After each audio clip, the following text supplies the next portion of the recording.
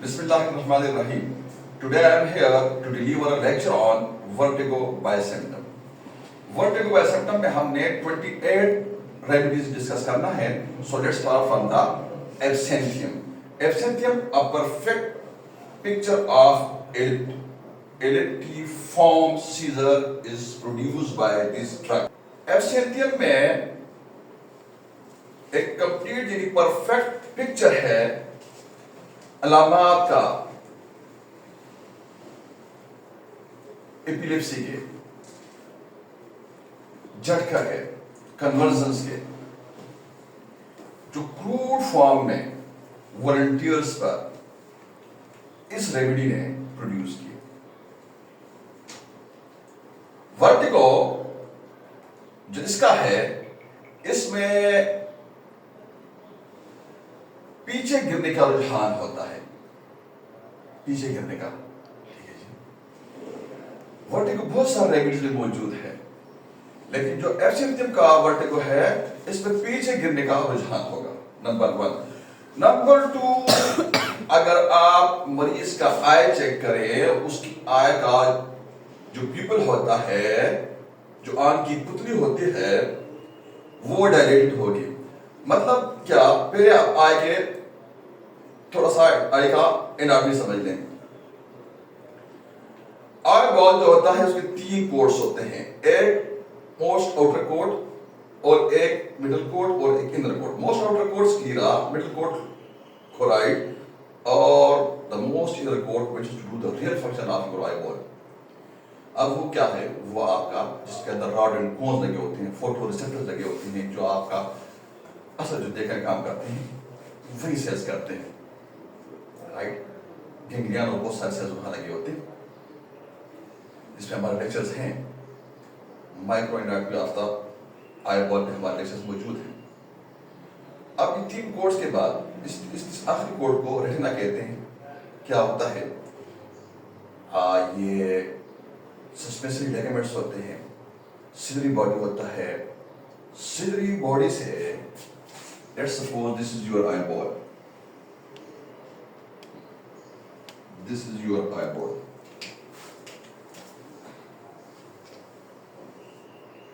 The blue one, the most outer layer, is known as sclera, while the black middle layer is known as choroid. और जो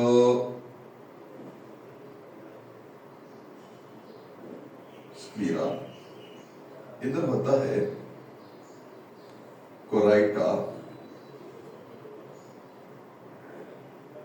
एक छोटा हिस्सा, जिसको ciliary body कहते हैं. ये सिलरी बॉडी जो होता है, ये सिलरी बॉडी अटैच होता है सस्पेंसरी लिगामेंट से. अब जो सिलरी बॉडी से एक डायफ्राम निकला हुआ होता है, जिसको कहते हैं आइरिस. व्हाट? आइरिस. अब जो आइरिस का दरमियान ये जो ओपनिंग बनता है, ये ओपनिंग प्यूपल कहलाता है, यानी आंख की पुतली. राइट. रोशनी यहां से बाहर से जाती है आई बॉल के अंदर. यहां भी फ्लूइड भरा हुआ होता है. बाकी आगे हमने इसकी एनाटॉमी डिस्कस नहीं करनी, तो द पॉइंट हमने रहना.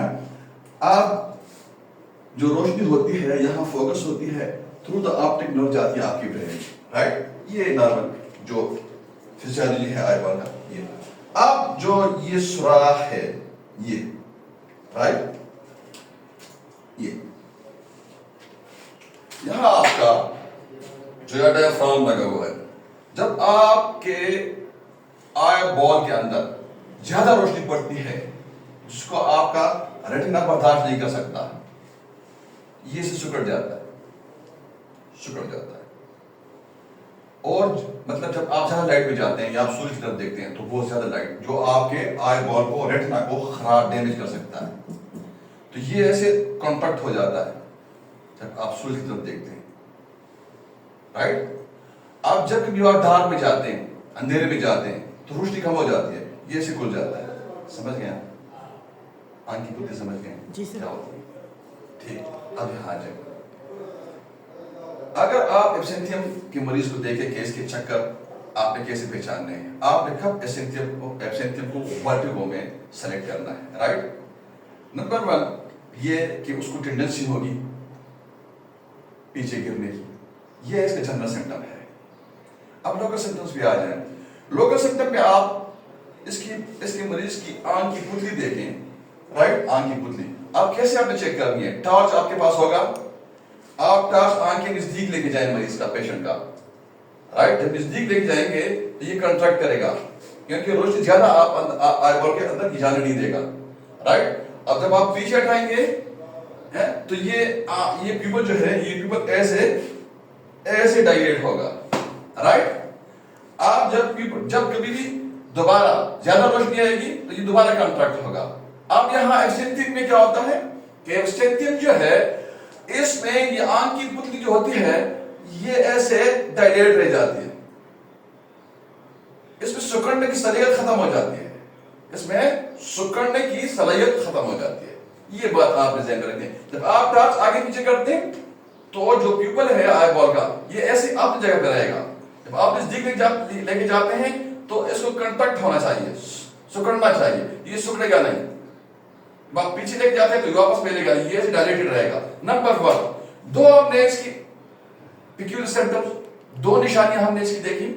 नंबर 1 पीछे की तरफ गिरना, नंबर 2 आंख की पुतली का डायलेटेड रहना, नंबर 3 आप फेस की तरफ देखते हैं नेकेड आई से, तो फेस जो इसका होता है मरीज का फेस जो होता है ब्लू होगा नेकेड आई से। जब आप इंस्पेक्शन करते हैं थ्रू नेकेड आई, मरीज का मुआयना करना इंस्पेक्शन कहलाता है, राइट? थ्रू टटोल के देखना पल्पेशन कहलाता है, ठोंक के देखना परक्यूशन कहलाता है, और स्टेथोस्कोप से देखना अस्कल्टेशन कहलाता है। This is what I have mentioned in I previous lecture. General physical examination मैंने आपको पढ़ाया था, सिस्टमिक एग्जामिनेशन में क्लिनिकल मेथड्स पे जो मेरे लेक्चर हुए थे वहां मैंने आपको पढ़ाया है, वहां हमारे लेक्चर में मौजूद है, वहां से आप देख सकते हैं। आप इसके फेस में दूसरी जो अलामत क्या आपको मिलेगी, चेहरे में दर्द के साथ ट्विचिंग होगा। जो फेशियल मसल होते हैं इसमें दर्द के साथ ट्विचिंग होता है, पड़कन, राइट? और जो इसका हेड होता है, इसका हेड डल होगा, ऑक्सीपिटल पेन होगा, इधर पेन होगा। अब ये ऑक्सीपिटल पेन जिनसीम में भी है, एसिड पिक्रिकम में भी है, लेकिन एसिड पिक्रिकम में या ये क्या कहते हैं जो जिनसीम में है, यहां ड्राउजीनेस पाया जाता है। आप जब सेंथियम में है इसमें ड्राउजीनेस नहीं होता। जिनसीम का मरीज लेथार्जिक होगा, राइट? ये सिम्टम है। चेहरे में दो पिचिंग और ब्लूनेस, आई बॉल में एक प्यूपल डायलेटेड, राइट? और हेड में एक ऑक्सीपिटल पेन दर्द, और जर्नल इसकी टेंडेंसी होगी किधर, to fall backward. Am I clear? Next remedy जो हमारे पास सिम्टम के हिसाब से है वो क्या है, वो है aconite. Aconite a state of fear, specially of death, fear of death. इसमें मरने का खौफ बदर्जे अतम पाया जाता है, जो किसी रेमेडी में, आपकी पूरी मिट्टी रेमेडी का में इसके लेवल पे मौजूद नहीं है। एंजाइटी, अब इसका वर्टिगो जो है उसको क्या होगा, एग्रीवेट होगा ऑन राइजिंग, उठने से एग्रीवेट होगा, राइट? अब उठने से चक्कर, आप यहां आपकी दो दवाइयां और आ जाती हैं, एक ओपियम और एक नक्सवामी का। उठने से चक्कर में आपने 3 दवाइयों का क्राइटेरिया बनाना है, 3 दवाइयों का। टॉप पे आपने रखना है एकोनाइट, नक्स और ओपियम। अब कैसे आपने डिफिशिएट करना है इन 3 दवाइयों को उठने से चक्कर में, राइट? एकोनाइट फियर ऑफ डेथ अगर पाया जाता है तो एकोनाइट, अब ये एक्सक्लूड हो गया, फियर ऑफ डेथ मरीज में मौजूद नहीं है, राइट? आप अगर स्टूपर है, स्टूपर जानते हैं क्या होता है? देखिए, एक ड्राउजीनेस होता है, एक स्टूपर होता है, एक कोमा होता है। ड्राउजीनेस जिसकी बात हमने की जिनसीम में, ड्राउजीनेस गनूदगी का मरीज जो होता है ये आपको रिस्पॉन्स करेगा, लेकिन स्लो करेगा। ये रिस्पॉन्सिव होगा कि जो नॉर्मल बंदा आप आवाज देते हैं उसको, या कोई सवाल करते हैं, कोई पूछते हैं, तो आप जो रिस्पॉन्स करते हैं नॉर्मल से एबनॉर्मल होगा, मतलब जल्दी आपको रिस्पॉन्स नहीं करेगा। जो स्टूपर वाला है, स्टूपर, इसका रिस्पॉन्स और भी कम होगा एज कंपेयर टू ड्राउजीनेस। जो कॉमा वाला है इसका रिस्पॉन्स होगा ही नहीं, राइट। यू कैन से कि जो स्टूपर है ये ड्राउजीनेस से ज्यादा, ड्राउजीनेस से ज्यादा सिवियर स्टेट है रिस्पॉन्स ना देने का, राइट। जितनी भी सिम्टम्स ओपियम की हैं, राइट, जितनी भी सिम्टम उसमें आपने स्टूपर जरूर देखना है, राइट। अगर स्टूपर है तो ओपियम, राइट। और अगर स्टूपर नहीं है, फियर ऑफ डेथ नहीं है, तो एक्सक्लूजन पे आपका नक्स आ जाता है। लेकिन अगर आप नक्स को और कंफर्म करना चाहते हैं तो नक्स मॉडर्न लाइफ की दवाई है, नक्स ऑफिस वर्क, मेंटल वर्क करने वालों की दवाई है, नक्स होटलिंग करने वालों की दवाई है, राइट। नक्स का मरीज का माइंड जो होता है वो मरीजों में, वो बंदों में, दूसरे लोगों में गलतियां निकालता है,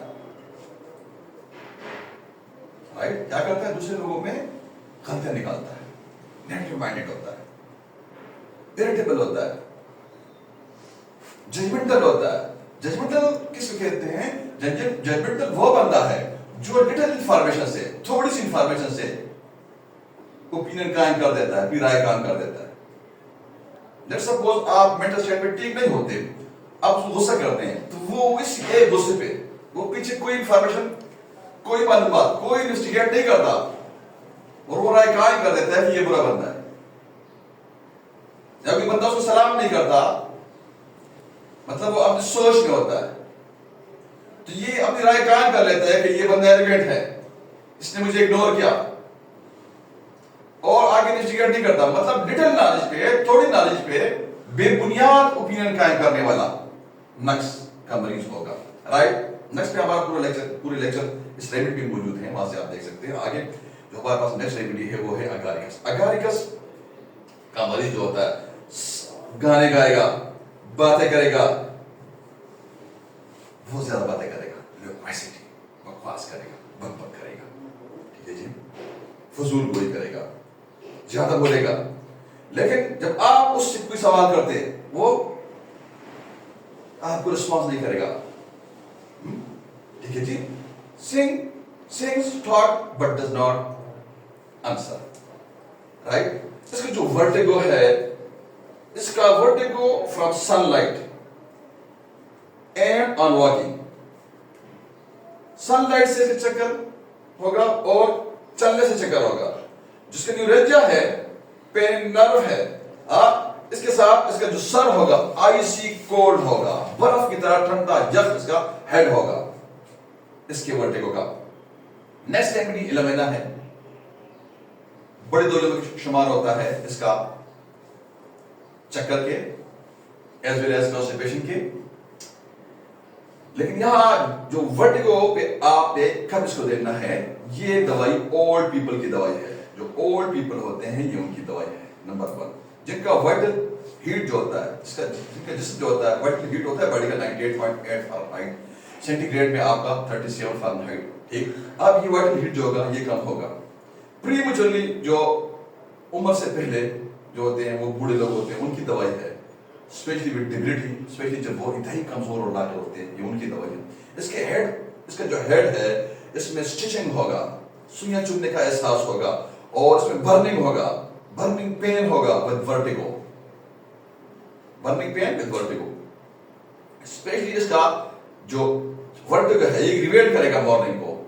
जो इलमेना का वर्टिगो है इसको फूड से आराम मिलेगा, फूड से इसको आराम मिलता है, राइट। वर्टिगो के साथ इसका नौजिया होगा। आफ्टर ब्रेकफास्ट इसको जो है ना चक्कर आना कम हो जाती है, इसको फायदा होता है, तकलीफ में अफाका होता है। इसके जो बाल होते हैं ये झड़ते हैं, स्कार्फ जो इसका होता है, जिस सर के ऊपर जो जेल चढ़ा हुआ होता है, ठीक। ये क्या करेगा, ये स्कार्फ जो इसका होगा इसमें खारिश होगी और ये नम होगा, राइट। तो ये इसकी पहचान है। अब अगर मरीज को चक्कर आते हैं, साथ स्नीजिंग है, छींकें भी आती है साथ मरीज को, चक्कर है साथ स्नीजिंग है, चक्कर आती है,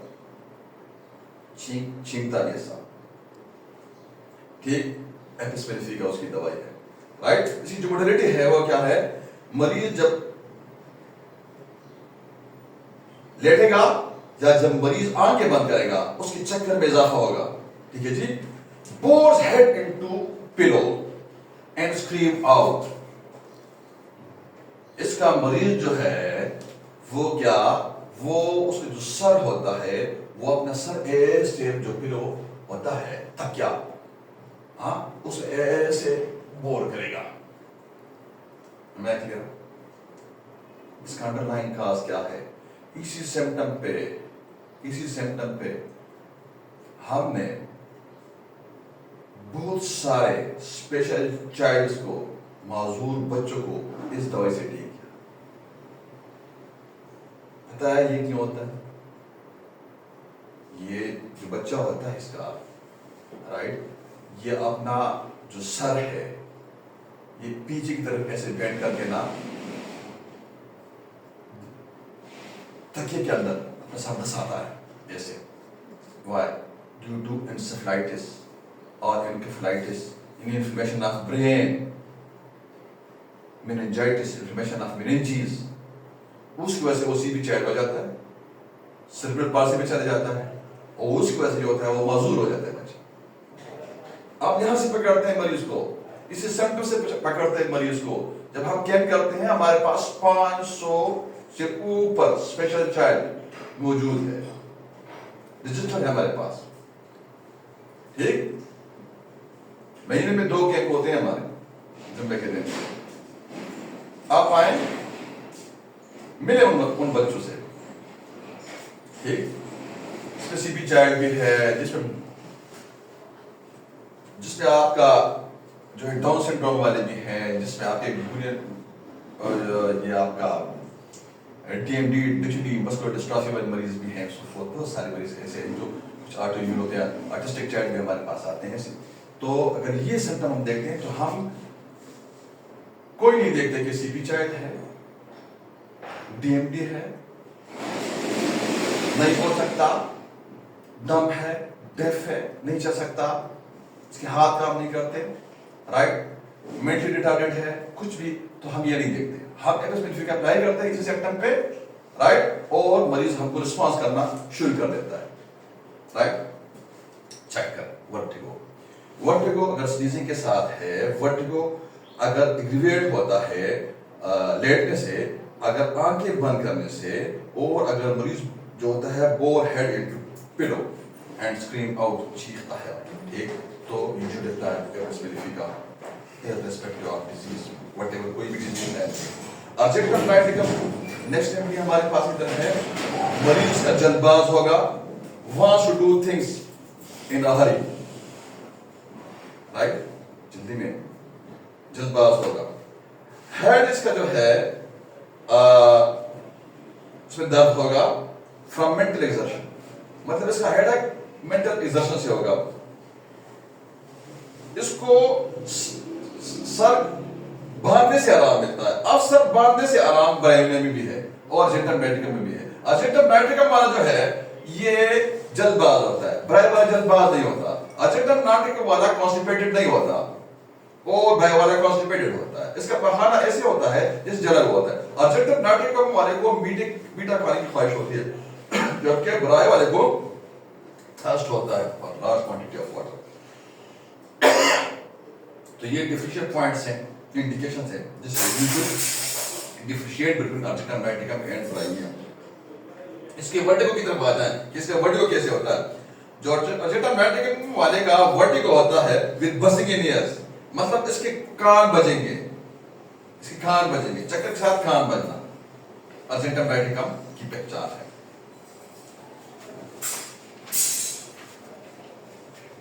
मरीज को चक्कर आते हैं with falling to left side, मरीज को चक्कर आते हैं with falling to left side, पीछे की तरफ नहीं, राइट, एब्सेंथियम नहीं। अब क्या आया आपने, ठीक, क्या आपने यहां सेलेक्ट करना है दवाई, बेलेडोना, राइट? आप बेलेडोना को चेक कराते हैं, उसका वजह क्या होता है? Head condition. इंट्राक्रेनियल जो प्रेशर होता है, जो क्रेनियम के अंदर जो एक खास प्रेशर होता है, वो इंक्रीज होता है, राइट? इसका हेड जो होता है वो सेंसिटिव होगा, इसका हेड सेंसिटिव होगा टू लीस्ट कांटेक्ट,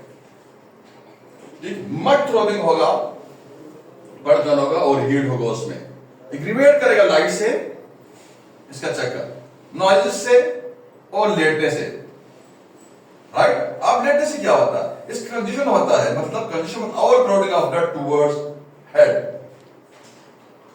ठीक है जी? अब जब ओवर क्राउडिंग होगा टुवर्ड्स हेड ब्लड का, तो क्या होगा? एक हीट जो आपकी बॉडी का होता है, टू ब्लड होता है, ब्लड ज्यादा इधर और कम यहां, ठीक है जी? तो टांगे ठंडी हो जाएंगी, तो चेहरा गर्म हो जाएगा, फ्लश करेगा, हीट करेगा, राइट? अब यहां जो आपका ब्लड वेसल्स हैं, उसमें खून, उसकी जो कैपेसिटी है उससे ज्यादा खून आ जाएगा, तो वो ऐसे फड़कन करना शुरू कर देंगे और दर्द करना शुरू कर देंगे। तो यहाँ आप ये जो रगें हैं ये ऐसे फूल जाती हैं, ये फूल जाती है, थ्रोबिंग करती है और दर्द करती है, राइट? अब जब मरीज जो होता है, मरीज ऐसे लेटता है, तो पहले उसका जो ब्लड फ्लो होता है हेड की तरफ बढ़ा हुआ होता है। जब हम लेटते हैं तो हमारा ब्लड फ्लो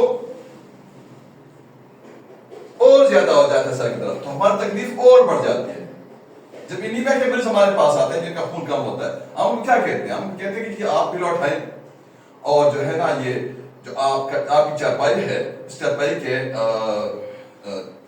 जो दूसरा साइड है टांगों की तरफ, उस नीचे आप ईंटें रख दें, ताकि थोड़ा आप ऐसे रहें, आपका सर नीचे रहे और आपका जो है पैर ऊपर रहे। हमारा मकसद ये होता है कि जो ब्लड फ्लो है ये दिल और दिमाग की तरफ ज्यादा हो, ताकि हार्ट फेल ना, ताकि लंग्स फेलियर ना। यहाँ वाइटल ऑर्गन्स हैं, यहाँ आपका लीवर है, यहाँ आपका लंग्स है, यहाँ आपका दिल होता है, यहाँ का ब्रेन होता है। तो हम चाहते हैं कि जो वाइटल ऑर्गन्स हैं, राइट, ये ना इसको इस्कीमिया ना हो, इसको खून की कमी ना हो, ताकि ये फेलियर में ना जाए, वरना हमारा लाइफ खत्म हो जाएगा। देखिए आपकी बॉडी के अंदर ब्रेन, आपकी बॉडी के अंदर लंग्स, हार्ट, लीवर और किडनी, ये वाइटल ऑर्गन्स हैं। इनके बगैर जिंदगी का तसल्सल बरकरार नहीं रह सकता। डफ, डेम, बगैर टांगों के लोग मौजूद हैं, ब्लाइंड लोग मौजूद हैं, जो नहीं सुनते वो जिंदा रह सकते हैं, लेकिन बगैर दिल के कोई माजूर आप नहीं दे सकते। यहाँ आपका जो बेलेडोना है, इसकी तकलीफ, इसका चक्कर जो है ये बढ़ेगा लेटने से, ठीक है जी? आप इसको फायदा मिलेगा कैसे? प्रेशर से। आप इसको ना ऐसे प्रेशर डालते हैं इसमें, ठीक, राइट? अब सेमी इरेक्ट ये होगा, मतलब ये ऐसे लेटा हुआ, ये सेमी ऐसे इरेक्ट होता है, आप पीछे तकिया रखते हैं, ऐसे सेमी इरेक्ट होता है, इसको थोड़ा, इसको फायदा होगा, हाँ, खून जो है इसका फ्लो नीचे हो जाता है। समझ रहे हैं आप? इसकी जो मोटिलिटीज है, यहाँ आप देखिए कि मैकेनिज्म क्या है, इसकी मोटिलिटी में मैकेनिज्म क्या है, अंडरलाइन इसकी वजह क्या है, ये आपने समझना जरूरी है। तो इसको, इसकी चक्कर को लाइन डाउन से, यानी लेटने से इसके चक्कर बढ़ेंगे, किसके? बेलेडोना के। और इसका जो चक्कर है, इसको प्रेशर से आराम मिलेगा और सेमी इरेक्ट पोजीशन में आराम मिलेगा। अब इसका मरीज जो आएगा वो भी बोलिंग हेड इनटू पिलो, ठीक है जी? What is the difference between these two remedies? क्योंकि दोनों में सिस्टम मौजूद है, दोनों हम सीपी चार्ट में इस्तेमाल करते हैं, दोनों हम मासूम बच्चों में दोनों का इस्तेमाल करते हैं, राइट? आप एपिस जो है, एपिस, इसमें प्यास बिल्कुल मौजूद नहीं है, एपिस में प्यास मौजूद नहीं है, इसमें स्टिंगिंग सेंसेशन है, इसमें कंजेशन नहीं है, ठीक? अब दोनों एंटी इंफ्लेमेटरी रेमेडीज हैं, लेकिन बेलेडोना में हेड कंजेशन मौजूद है, एपिस में हेड कंजेशन मौजूद नहीं है। बेलेडोना के मरीज के टांगे आप एक सिम्टम पे इसको कर सकते हैं सेलेक्ट, आप टांगों पे हाथ रखें, अगर टांगे ठंडी तो बेलेडोना, अगर नहीं तो एपिस, इन सिंपल वर्ड्स। वरना तो बहुत ही आप कह सकते हैं बातें, इस पे बोल सकते हैं, राइट? लेकिन आप ये एक सिम्टम ध्यान में रखिए, मरीज की टांगों पे हाथ रखें, टच करें उसको, क्योंकि जब बच्चे स्पेशल चार्ज आपके पास आएंगे तो आपसे तो बोल नहीं सकते, आप उस हिस्ट्री तो नहीं ले सकते, तो क्या आपने उनका इलाज नहीं करना? आप उनकी टांगों पे हाथ रखिए, टांगे ठंडी है, सर गर्म है, राइट? तो बेलेडोना दे फॉलो तो एपिस है, ठीक है? दोनों में ये सिम्टम मौजूद है कि दोनों जो होता है ये आपका सर धसाते हैं तकिए में, ठीक, अब मरीज को चक्कर आते हैं, नौजिया है, साथ फेंट भी होता है, और उठने से उसको चक्कर आते हैं, उठने से चक्कर आते हैं, then what should be done? ब्राइलिया, उठने से, हरकत से चक्कर आना, उठने, इसका जो हेडेक होगा, बर्स्टिंग होगा, फटने वाला, स्प्लिटिंग होगा, जैसे सर से दिमाग बाहर निकल आएगा, as everything would be pressed out, right? जैसे कोई सर के अंदर हथौड़ा मार रहा हो, हरकत से ज्यादती होगी इसमें, मोशन से, ताकि अगर आंखों को भी हरकत देता है, आई बॉल को भी इरिटेट करता है, राइट, तो भी सर दर्द इसका बढ़ेगा, right. So this is, these indications are the characteristic indication of brivia, right. ये ब्राइविया की अलामत है. चक्कर में आपने कब ब्राइविया सेलेक्ट करना है,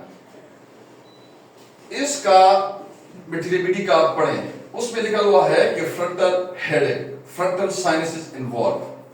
ये मैं आपके लेक्चर में इसलिए डाला ताकि आपको जो सो कॉल्ड आपसे कहते हैं कि हमारे लिए एनाटॉमी फिजियोलॉजी की और पैथोलॉजी की जरूरत नहीं है,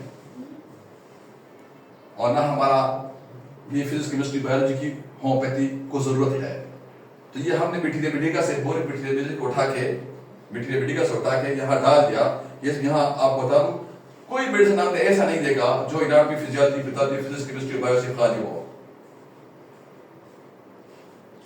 कोई मेडिसिन हमने आज तक ऐसे नहीं देखा. जो हमने मेट्रिलिबिटिका के लिए, मेट्रिलिबिटिका पे लेक्चर रखे हैं, हमने कालोफाइलम से स्टार्ट लेना है, और हमने ये चीज बेनकाब करनी है. ये सो कॉल्ड आपको आपका स्कूल ऑफ थॉट बना हुआ है, होम्योपैथी को उन्होंने पोल्यूटेड किया हुआ है कि भाई हम मरीज को मानते हैं, और होम्योपैथिक डॉक्टर को फिजिक्स केमिस्ट्री बायोलॉजी की और बेसिक जो प्री मेडिकल है या बेसिक मेडिकल है, एनाटॉमी फिजियोलॉजी की जरूरत नहीं है. ये हमने बेनकाब जरूर करना है, और हमने अपनी होम्योपैथी की तजदीद जरूर करनी है. यहाँ frontal headache, frontal sinuses involve, ये हमने बोरिक मेट्रिलिबिटिका से लिया. अब यहाँ फ्रंटल साइनसिस को आपने कैसे समझना है, फ्रंटल साइनसिस याद करने से, ये अलामत याद करने, या मरीज से पूछने से आप कामयाबी हासिल नहीं कर सकते. ना मरीज साइनसिस जानता है, ठीक है जी, और ना याद करने से वो आपको बताएगा कि मुझे साइनस, मेरे साइनस से इन्वॉल्व है. ठीक है, आपने एक्सरे पीएनएस करवा के आपने फ्रंटल साइनसिस को डायग्नोज करके ब्राइविया का इस्तेमाल करना है. इसके लिए आपको साइनसिस, के फ्रंटल साइनसिस क्या होते हैं, मिक्स्ड साइनसिस क्या होते हैं, ये अपेरानाइजल साइनसिस क्या होते हैं, ये आपको आना चाहिए. ये आपको, इसके लिए, उसके लिए आपको एनाटॉमी, ऑस्टियोलॉजी, अगर ये आप सीखते हैं इसका मतलब आप एनाटॉमी सीखते हैं. आपके पास और कोई चारा नहीं है बगैर एनाटॉमी को सीखने का. नंबर 1. नंबर 2, यहां इसका मकसद डालने का ये है कि आज से 2-2.5 साल पहले बोरिक और हानीमैन इन फ्रंटल साइनसिस को जानते थे, प्यूपल को जानते थे. प्यूपल की हमने बात की, प्यूपल भी इधर लिखा हुआ है. तो आप कैसे समझ सकते हैं आंख की पुतली को, प्यूपल को, बगैर आई बॉल के एनाटॉमी है, राइट. अगर मरीज को sense of weight on top of the head होता है, यहां वजन का एहसास होता है. अगर हेडेक विद कोल्ड हैंड्स, अब इसका उसको सर दर्द है और एक्सट्रीमिटीज, हैंड्स और जो उसके फीट्स हैं, अगर ये ठंडे हैं, राइट. अगर मरीज को चक्कर आते हैं, वर्टिगो होता है ऊपर चढ़ने से, सर को मारने से चक्कर आता है, ठीक है जी, उसको सर बड़ा है, पेट बड़ा है, टांगे टट्टी, सर गर्म है, गर्म पसीना आता है, तो यू शुड प्रिस्क्राइब कैलकीरिया का.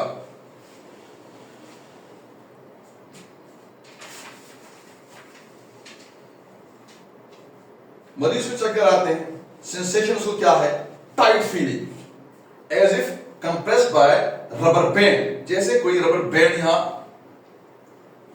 लगा हुआ है उसका, राइट. सेंसेशन उसका टाइट फीलिंग होती है, as compressed by rubber band. ठीक, अब ये सब आपके जिस्म में भी मौजूद है, और ये आपका कार्बोलिक एसिड में भी मौजूद है, राइट. आप जो जिस्म वाला है वही बात, उसकी खास पहचान है, उसमें ड्राउजीनेस, लेथार्जी, मलेज, फटीग्ड होगा मरीज.